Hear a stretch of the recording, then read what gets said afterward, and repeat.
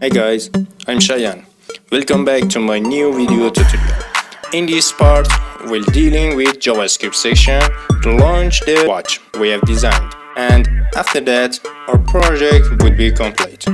So this part is the latest part of Collect project. Okay, I hope you will enjoy this tutorial. If you want to see more videos about web development, you can subscribe the channel. Okay, if you are ready, let's get continue.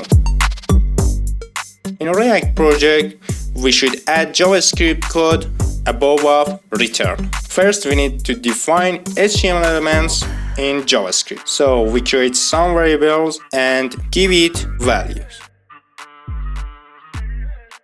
This section helps us to use real time, and then we should set that by degree.